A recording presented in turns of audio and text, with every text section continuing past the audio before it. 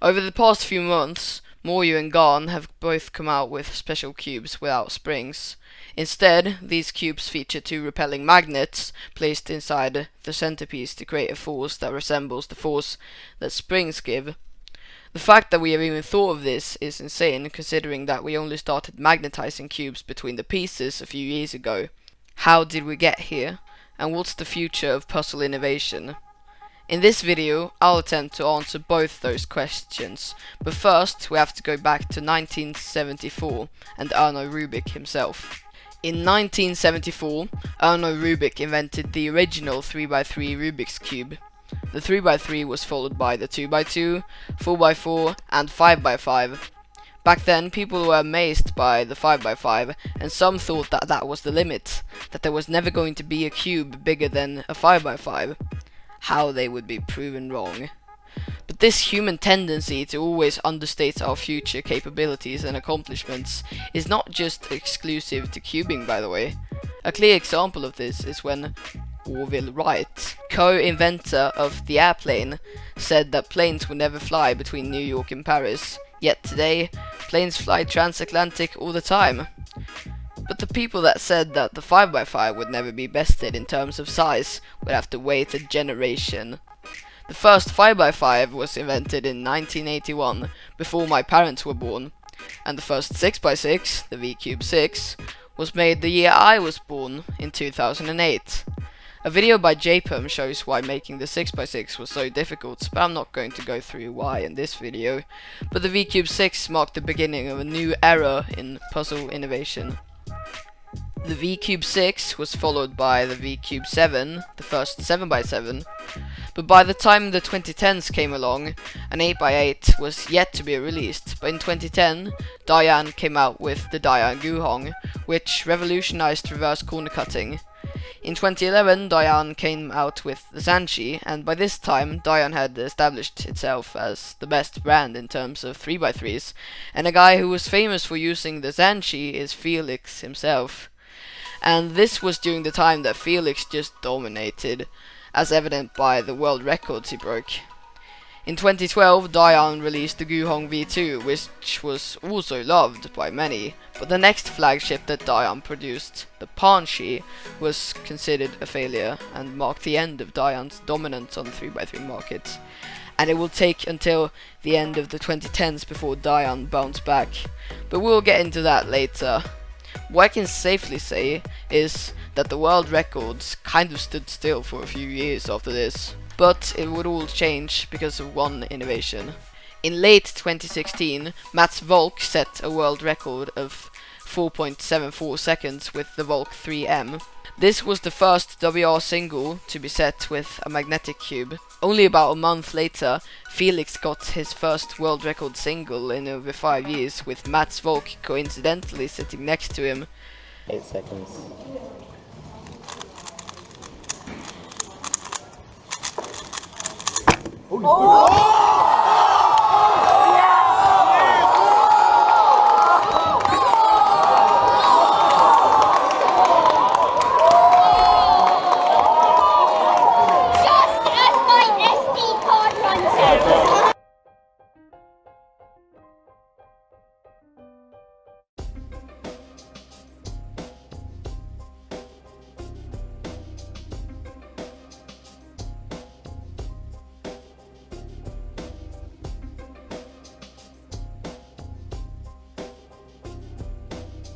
Felix was clearly a bit too excited by this. If you know, you know. For the next few years, a few more world records were set, including Yu Shangdu's 3.47, set in November 2018. The fact that this WR hasn't been broken yet suggests that cubing hardware might have reached its peak. That magnetizing cubes was the last truly revolutionary innovation in cubing. But that doesn't mean that companies haven't tried. After Yu Shengdu's world record, companies started coming up with new ways of making their cubes both better and more customizable, and I'll list some of the bigger ones here.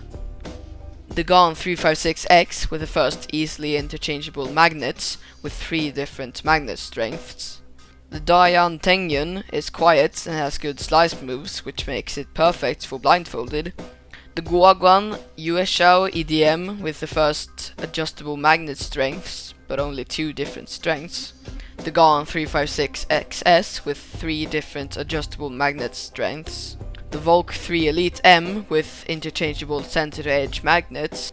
The Moyu RS3M 2020 with a dual adjustment system for only $9. The Shangshao 19x19.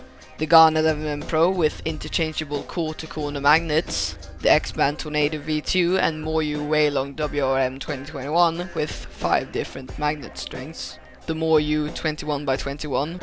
The rumored magnetic Diansheng 23x23. Oh, that's fucking insane.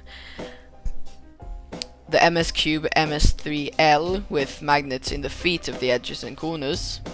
And finally, the RS3M 2021 maglev, Weilong WRM 2021 maglev, and GAN 12 maglev. These are the 3 speed cubes that don't have springs and feature 2 repelling magnets inside the centerpiece instead.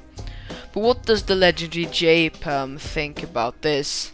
I think when this cube is this fast, it's not quite as good as the Worm 2021 maglev, which is also just as fast, but the Worm feels a lot smoother and generally makes it easier for me to control it. Now, is this better than the $9 RS3M 2020?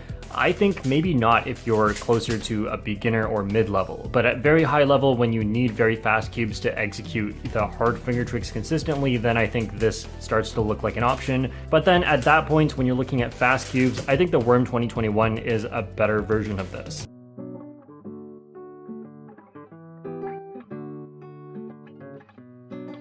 Another thing that's good about maglev is that it eliminates spring noise because there are no springs. Ultimately though, what I've heard from YouTube is that maglev doesn't make that big of a difference. But of course, I haven't tried a maglev cube, so I can't say for sure. But what I can say is that if I'm getting a maglev cube, it's definitely not gonna be the GAN one, since it costs nearly $80. I've talked about the journey that Speedcubing hardware took, but not what's in store for the future. Obviously, I can only guess, but I would say that companies will always find ways to improve their products. And even if cubing hardware reaches a ceiling, companies will then work on how to make their cubes cheaper. Voice crack. In terms of world records, I think that the world record single will be broken, possibly this year or next year, but I can't say who will break it. But I have a few which I believe are the most likely. These are Timon Kolashinsky, Royang Shu, or Shu Royang, Max Park, and Felix Zemdegs.